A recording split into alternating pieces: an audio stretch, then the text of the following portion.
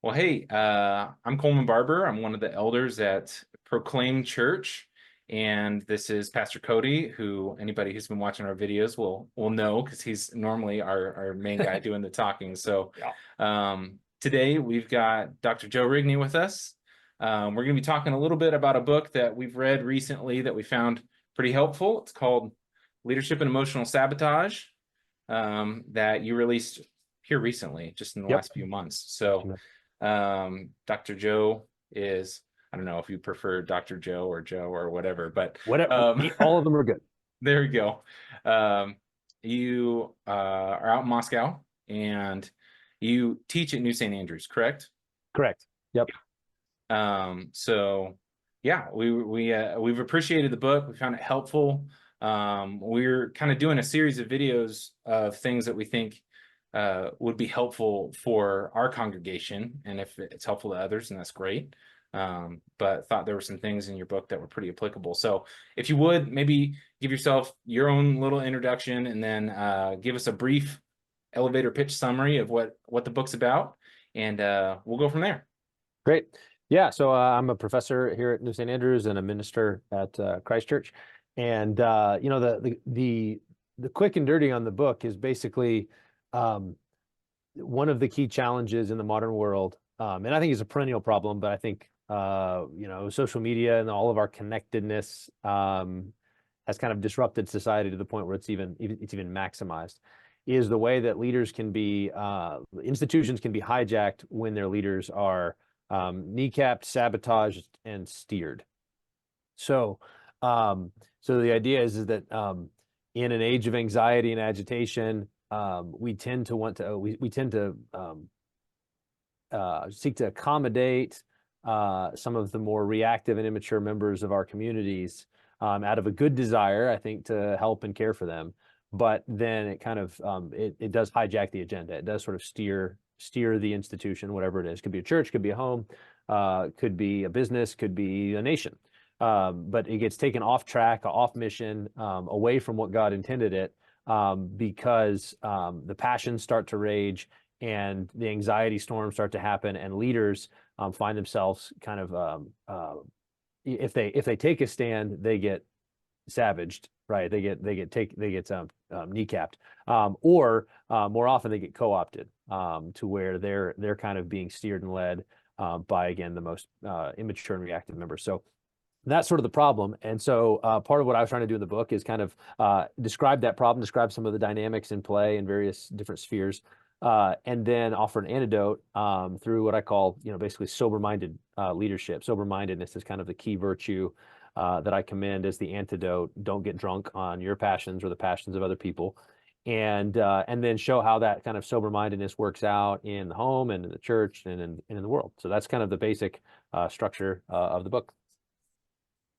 Awesome. Joe, I sometimes you read a book and it puts its finger explicitly on something that you sort of knew but couldn't quite define. And I found your book to be that way for me, and in that way illuminating and challenging to me personally. One of the things that you wrote in there is you said we should look for opportunities to move from submerged conflict to open conflict. Submerged conflict being sort of this waged with subtle emotional, reputational pressure, but open conflict being such that you can have a frank conversation about the issues at play. But in that, I wondered, so leaders may not always know enough to bring a conflict into the open, right? You kind of think that something's going on, but you're not really sure. You don't want to accuse anyone. So, but congregants might actually have more information, yet feel kind of stuck between being another domino, as I think you called it in the book, and what seems like gossip. So, Right. What can they do in those kinds of situations? Yeah, so I think getting clear on, gossip is frequently sharing true, often it's true information or false information to parties who are not entitled to that information or can't do anything about it. So, and I think that's the key thing, is that who's responsible to address things. So if there's some issue going on, say in a small group, and it's becoming an issue, and that that small group goes to a pastor and says, hey, there's an issue, that's not gossip, because what they're doing is they're bringing it to someone whose responsibility it is to address it. Just like in your house, if your wife sees something going on with the kids and comes and tells you about it, she's not gossiping about the kids. You're the head of the home, and vice versa. So, so I think the key issue when it comes to gossip is this person responsible for addressing it, versus is this simply the sharing of the information in order to, you know, kind of feed that, you know, we're in the know and we're just observing and talking, and it dead ends there. So, so I think that'd be the key thing I'd be looking at, is in terms of, you know, a congregant who goes, I think there's an issue, I'm going to give visibility to leaders, but then not necessarily give visibility to everybody else that I know. That's I think when gossip becomes a key problem. Once you've done that, then it's on the leader to then figure out, okay, what do we need to do to draw this out in the right circle? So again, if it's a small group, does the whole church need to know about it? Well, not yet. It'd be good to try to address it more on a smaller scale, and then but to bring it out into the light by asking questions, by probing, sometimes even by provoking. So you know, there's ways in which sometimes you're not clear what you're dealing with, and so but you suspect, if I were to say something like this, it would be controversial, it would provoke a reaction, and sometimes that provoking that reaction is necessary in order to bring it out into the light so that we can all actually deal with it. Yeah. Yeah. So in that situation, you know, bringing it into, let's say, leaders in that place where they need to actually bring them to the light, whether it's a small group or the whole congregation or whatever the group is. I think sometimes that can feel like a tornado just hit, when in fact the leader's actually just saying like, hey guys, there's a tornado right here you need to know about. So how do congregants differentiate between this guy's actually just warning me about a tornado versus he's creating a tornado? Yeah, so I think you know, when you read the gospel, or the New Testament, everywhere Paul goes, there's usually a riot. But he's never the one who's out of control, right? So the storm is raging around him, and therefore the optical illusion is that Paul causes riots, when instead Paul's the occasion for the riot.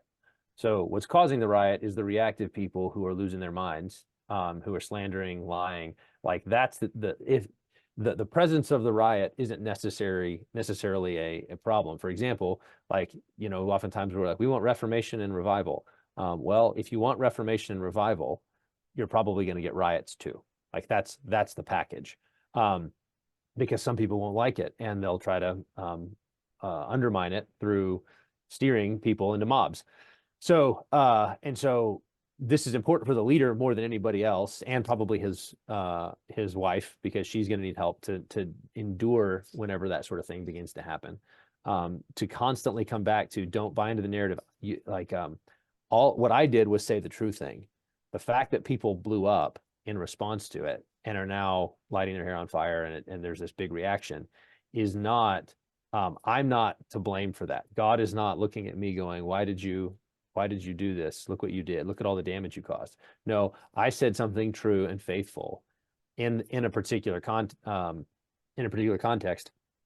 and the results were sort of out of my hand. Those people are responsible for their reactions, and if they reacted badly, if they overreacted, if their passion started to run things, that's what they're responsible for. And so I'm not going to be scapegoated for their reaction. And this is often a key thing that happens in these situations, is people mistake so maybe I used this analogy before, but if someone's pumping gas, you know, into a room, the guy who lights the match is not the one to blame for the blow up. Right? Like, he ought to be able to light a match, right? I was trying to light a candle. Yeah. Okay. Candles are great. My wife buys candles all the time. It's great. Candles are great. If the candle, who was responsible for pumping the gas in the room? That's the key issue, right? So that's how you kind of differentiate between who's responsible for what. And I think this is a key thing throughout the book, is you're responsible first and foremost for yourself. You need to take responsibility for your own emotional states, your own reactions. You need to steward and shepherd your own passions. Everybody needs to do that. That's not just a leader thing, but the leader needs to be the first one to do it and the fundamental one to do it. Yeah, it seems like when you're in that room full of all the fumes and you've been choking on it for a while, sometimes you don't realize you've been breathing in fumes. Someone lights the match, it blows up. You think, what in the world? But if you can stick in it and you watch this, the smoke clears, then you realize, this is actually a breath of fresh air now. Mm-hmm. Right. Exactly. That's exactly right. Yeah. So yeah, once you've cleaned it out, you can actually go like, oh, I didn't realize. Everybody begins to realize I didn't realize how much we were sort of, crushed under the weight of this angst that was just constantly hanging in the air, and so what people fear in those situations is the escalating reactions.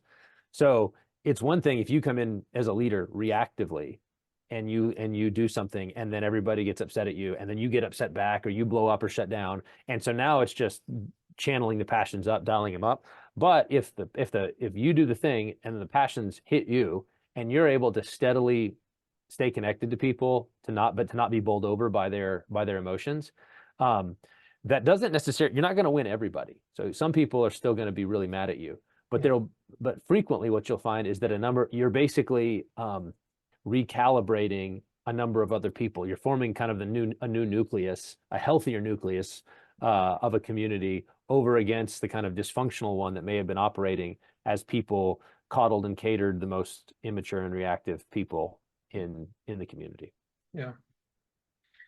One of the interesting parts for me also was you talked about when Eve is deceived in the garden. Adam didn't believe the serpent, he believed Eve, who had been deceived. You kind of make that distinction. And that brought a question: is there a difference, do you think, between what you might call sort of malicious deception, the serpent in this illustration, versus maybe sincere, if I can use that term, I don't know if that's the right term, sincere deception? Someone's they're deceived and then they're passing that deception on. They really think it's true. And then how do folks protect themselves against that? Yeah. I think that's right. I think that part of what the book is meant to set up are, a more robust understanding of how institutions get hijacked, in order for people to differentiate between something like a malicious wolf, a wolf in sheep's clothing, and like a confused sheep, or to distinguish between a bad shepherd, who's a wolf shepherd, and a hireling, right? So sometimes you have leaders who are bought off, and we think, oh, you mean that somebody paid them money? It's like oftentimes the currency is something more like respectability and approval. And so they're going along with things because they don't want to rock the boat. Yeah. But it's still a hireling, right? You're not mainly looking out for the flock. You're looking out for your own approval in the eyes of whatever group you care about. So it does allow you to kind of distinguish between different motives in play, and the moral gravity of those different failures does differ, and is good to keep in mind. As you sit there and go, no, this person was actually trying to do something malicious. This person was just kind of caught up in it and their emotions got the best of them. That's still a sin. And by passing along all of this stuff and joining in, they're responsible for that. But it's different than someone who's malicious. And you can budget for it as you try to address people appropriately. Yeah. Yeah. So if I'm like, whatever, Sally congregant, and someone comes to me and they're saying, whatever the thing is, right? How do I think about that? Are there questions you would suggest, or things that you would suggest doing to kind of go, okay, this is the category, this is true, this is false, but it's a sheep that's biting, it's a sheep in wolf's clothes, Yeah, I think that, helping someone to differentiate, like, and distinguish. Okay, so if someone comes and they dump it all, and then you've got to be able as the leader to help them sort it and put it in the right category. And so you can begin with, like, okay, this thing that you said, that's true. However, this thing that you said, that's not actually how it happened, right? And you offer the correction. So you said it this way. And sometimes you might even pause as they're saying it. So, because people are prone, they'll, you know, you get exaggeration, hyperbole, and everything. And it's like, it's good and right to say, okay, so a minute ago you said that this is what it was, and they dialed it up. Do you really think that, or was it more this? And you kind of offer them the opportunity to kind of recalibrate there. That's the kind of thing that you're helping people to talk through, is that's okay. So if it's this, not this, then that needs to change, say, our emotional orientation to it, right? You're reacting to it. You're saying it's this because you're reacting like this. When in reality, if you think about it, it's actually down here. This issue is only this big, and now we need to dial your emotional quotient down. And then, yeah, correcting falsehoods. But all of that sort of thing is fundamentally, it's got to emerge out of a leader who is in control of himself, right? Who's not gonna amp up or react or respond, but can be curious, can have the steadiness to be able to kind of step out and ask certain questions, and not be threatened by the agitation of the person he's dealing with, or the agitation of others who are agitated by them. Yeah, I think that having the ability to take a breath and ask those clarifying questions or those recalibrating questions takes self-control, yes, but I think this is one of the interesting things that you drew out for me personally in the book, is that there seems to be a difference between self-control and sober-mindedness. Because I can be self-controlled on the outside, let's say, and not necessarily respond in, you know, anger, yell, you know, whatever it is. But if I'm just a giant cauldron on the inside, you know, I'm not sober-minded, you know, then oftentimes my self-controlled responses are also not what they ought to be. They're still reactionary responses. They're just very Christianized, I guess, reactionary responses. So like, tell me a little bit about, like, how do you explain that difference a little bit more, maybe? Yeah, good. That's helpful. I do think there's a way in which frequently, at least what we think of as self-control, means that we're able to sort of overcome our emotional reactions and sort of muscle them to the ground, wrestle them down. And in and of itself, that's good. Like, that is what you ought to do. Better that than blowing up or shutting down or whatever. Right. Yeah. But the long-term goal is to actually have stewarded passions, right? Passions that are not, and this is the thing about passions, they tend to be unruly. They are like that elephant that you're the rider trying to ride an unruly elephant. And so the first thing is to recognize that they're not trustworthy, that they frequently can blind us, they can keep us from seeing things, and that we're often prone to kind of defend them, rationalize them, justify them. And so that's the sort of stewardship internally that you're going to have to do, to kind of go, yep, right now I'm white knuckling it. I'm frustrated, but I'm white knuckling it. It's like, great, that's progress. It's better than blowing up. But on the other hand, what you want to get to the point is where there's not this deep tug of war going on in your soul all the time. So that instead you're able to enter into situations and have appropriate emotional responses. So if it is something sad, you can weep with those who weep. But then you can also rejoice with those who rejoice. And you can be angry the way that you ought to be angered. Everything's tethered and governed by what is true and good and right. That's Christian maturity. And obviously Christian maturity is essential for leadership, but everybody is called to have that kind of well-ordered soul, that composed soul. But the issue often is that leaders don't have it, and you can't export what you don't have.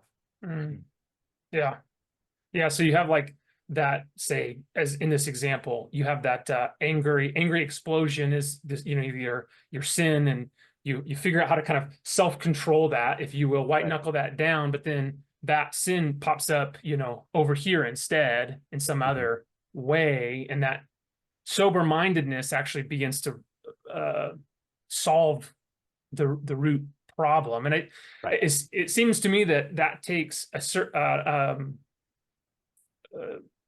faith in Christ, trust in God for the situation, for yourself, for how do we, as leaders, how do we help our congregants, ourselves even, to think through, this is how we trust Christ, here's how we apply God's word in these things? Yeah, I think some of it is that frequently I talk about this in the book about the importance of gravity, which is Mhm. related to that sober-mindedness, right? So that leaders lead by gravity, their words and their actions flow out of their gravity. And the reason that I stress that is because oftentimes whenever we raise our voice or whenever we get manipulative, Mhm. we're typically compensating for what we perceive as a lack of gravity. I'm not able to do this simply by sort of my presence. But stable presence isn't getting it done. I don't have enough. And so I'm going to compensate by raising my voice or getting manipulative. And learning to recognize when you're doing that then is a reminder, okay, no, you don't control outcomes. So where faith in God and his goodness comes into play is you don't control outcomes. And Mhm. oftentimes we start to use these passion tools as ways of securing outcomes that we can't get sort of on our own in a lawful, godly way. So your calling is you can't convince people of things. You don't have that. You can be persuasive. In other words, you can obligate them to believe it by you've laid it out there and you've been faithful and you've said the truth, and they have an obligation to do what's right, but you can't make them do what's right. And oftentimes at that point that we think it's not enough to kind of be clear. So this is I stress in the book the importance of clarity. Leaders ought to strive for clarity. But clarity doesn't tell you how the person is going to respond to that clarity. It may all of a sudden become perfectly clear and they start to stone you. This is what happens over and over again in the New Testament, right? Is the apostles get really clear with their audience, and sometimes it's, they're cut to the heart and they repent, and other times it's they pick up stones and try to deal with it that way. But in both cases, clarity happened. Clarity, what you were successfully clear. So I think that's a similar thing. And so where faith comes in is Paul, for example, was never trying to steer his audience. He didn't, that wasn't his calling. His call was to be faithful, and he was trusting God with outcomes. Lord, you know what you're doing. I'm not trying to manage results. Results are up to you. And I am going to self-conscious. This is a thing the leader does internally. Lord, this conversation is going to be hard. I can't make it happen. Help me to be faithful in it. And then I'm trusting you with the results. And that alters the way that you're going to go into that situation, because it's like it's not all on your shoulders. You're not God. Mm-hmm. And so there's a humility. Sober-mindedness really does have a kind of humility baked into it. A Christian sober-mindedness does, because it's rooted in a confidence in God and his goodness and his promises and his purposes that you're banking on. And then because of that, now you can actually lead well. You can lead faithfully. Yeah. That's good. It's sort of like the old illustration, if you pray for patience, God will give you, ways to practice that. I found that after reading your book, I began praying differently for sober-mindedness, to be clear-headed about things, to be humble and joyful in my heart, to have a steady soul, and then God begins to give those things to you to sort of wrestle through and actually sanctify you, develop that, in your That's right. in your heart. So Great. I've kind of been running. No, stuff. I know you're a busy guy as well, so I think we're getting kind of close to the end of our time here, so I want to honor that also. But before you go, if you would just tell everybody where they can find you, follow you, all of those sorts of things. Yeah. Only social media I have is Joe_Twitter, or Joe_Rigney on Twitter, I should say. Joe_Rigney. And then, I've got articles I've written for a long time for Desiring God. I write regularly for the American Reformer and for World Opinions. And then there's all kinds of stuff on Canon Press that you can find. So those would be the places to go. Great. Well, we appreciate it. If anybody's watching this, they can find us at proclaimkc.org, and we really appreciate it. Thanks for coming on today. Yeah, thanks, guys.